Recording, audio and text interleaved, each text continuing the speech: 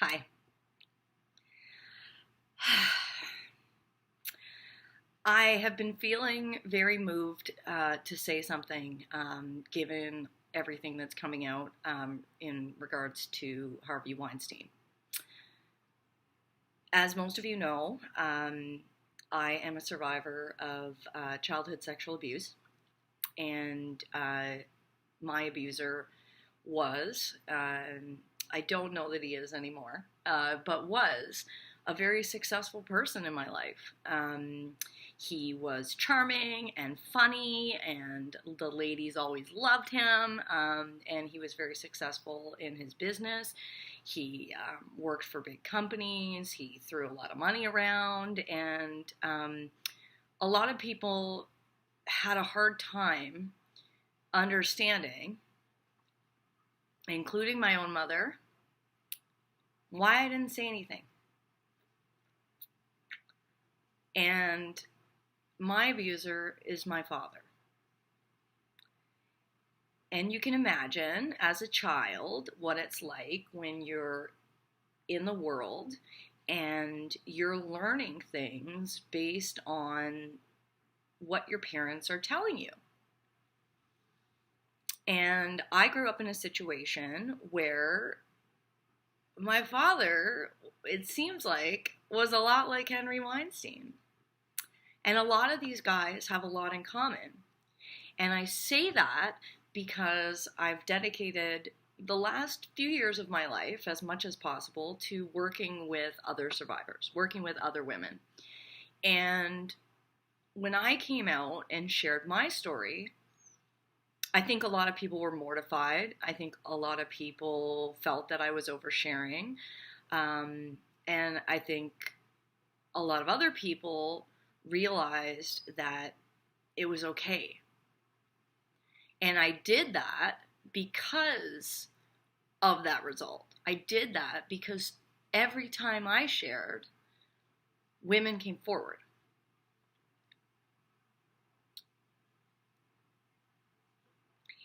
Today, I read an article in the New Yorker by someone who also has a lot of experience dealing with abusers, Ronan Farrow. And one of the women in the story is someone who we have had some interaction on social media, and seeing that this happened to her hit me. It struck me really deeply because I had no idea. I work in a business still where women are often criticized, sexualized, ignored, unheard, let go, because they bring allegations forward. I have seen it. I have had it happen to me. And the thing that makes me so hopeful is what we're experiencing today, based on the fact that women are sharing.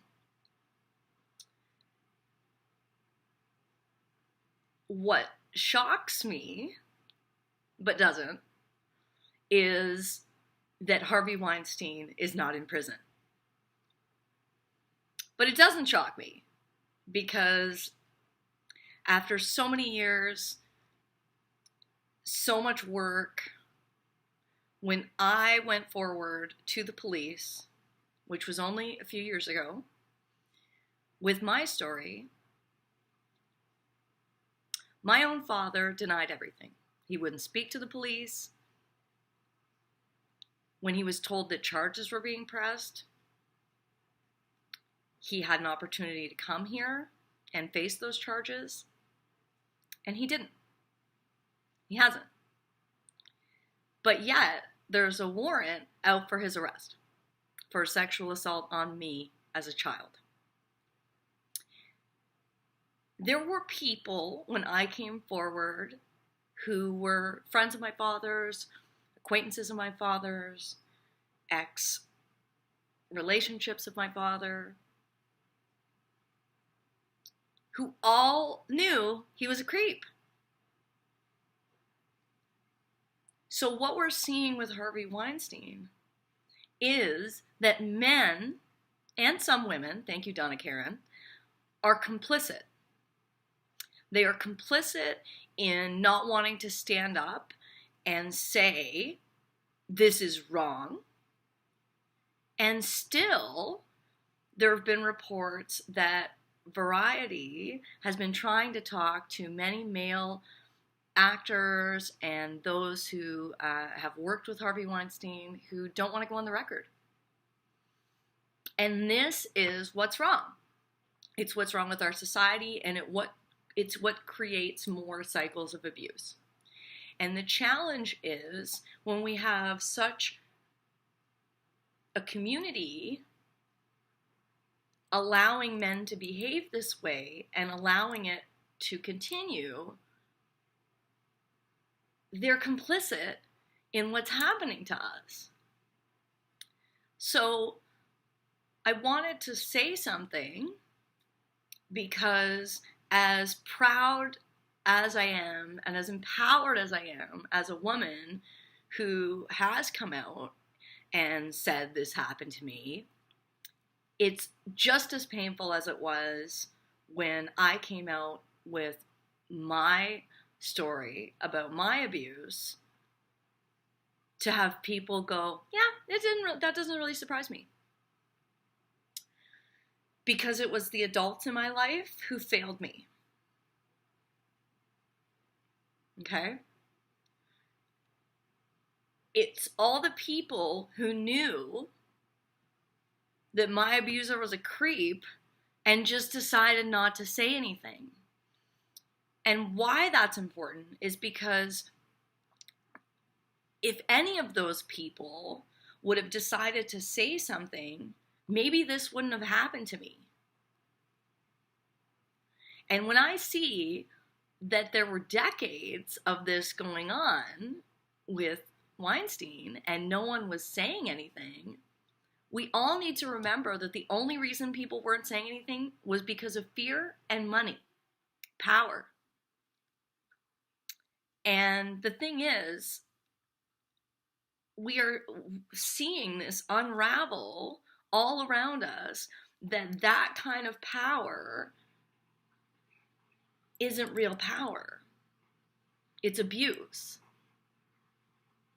And what I wanted to say today is that if you think that something like this has happened to you or is happening to you, that's a good indicator that it probably is. If you have to ask that question of whether something is inappropriate, it probably is.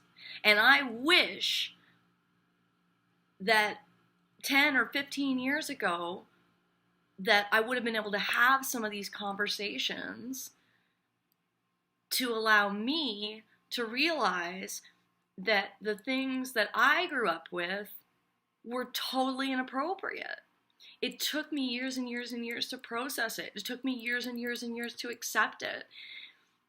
It caused attempts on my life by my own hand. This is what happens. This is what happens when men sexually abuse, sexually harass women. It doesn't matter how strong you are. It doesn't matter how powerful you are. It doesn't matter what kind of community you have around you. This kind of invasion, especially by someone who's powerful and who's well-liked in a community around you, makes it even more terrifying. So I wanted to say, I'm here. There's a lot of us. I might be the one who's talking all the time about it, but there's a community. There's a community of women. You're not alone. And please, men, if you've heard this, if you've experienced this, if you know about this, there is no reason to protect these people. We have to out these creeps. We have to protect each other. It doesn't have to get this bad. There doesn't have to be 10, 15, 20 victims, survivors. We don't have to have this go on. So what I wanted to say today is we're here. If you're not sure, if you're afraid, I'm here for you. I'm here for you.